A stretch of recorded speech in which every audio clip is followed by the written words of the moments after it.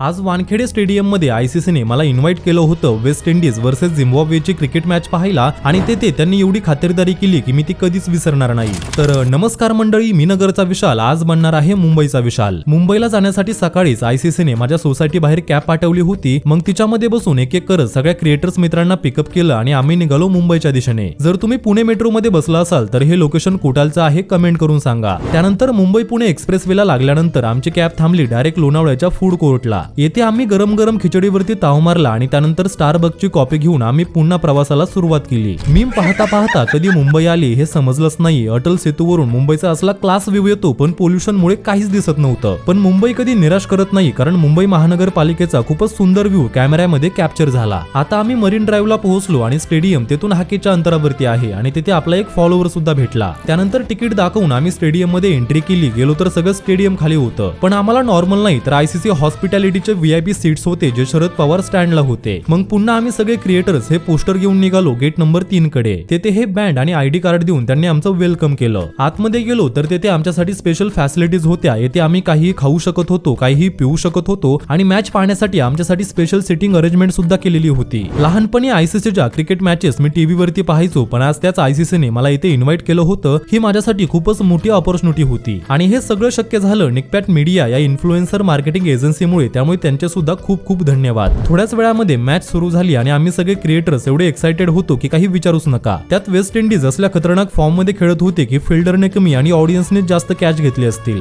सगळं स्टेडियम भारतीयांनी भरून गेलं होतं। मॅच जरी इंडियाची नसली तरी स्टेडियम मध्ये उत्साह कमी नव्हता। त्यानंतर आम्हाला T20 वर्ल्ड कपची ट्रॉफी पाहण्याची संधी सुद्धा मिळाली आणि हा मोमेंट खरंच माझ्यासाठी खूपच स्पेशल होता। त्यानंतर पुन्हा थोडीशी पोटपूजा करून मॅच पाहायला गेलो तर वेस्ट इंडिजने झिम्बाब्वेला एवढं मोठं टार्गेट दिलं होतं की झिम्बाब्वे शेवटच्या श्वासापर्यंत खेळली पण मॅच जिंकू शकली नाही। जर या रीलला 50,000 लाईक्स आले तर 5 मार्चला होणाऱ्या इंडिया वर्सेस इंग्लंडच्या मॅचचा व्लॉग सुद्धा लवकरच येईल। त्यामुळे आताच नगरच्या विशालला फॉलो करून ठेवा।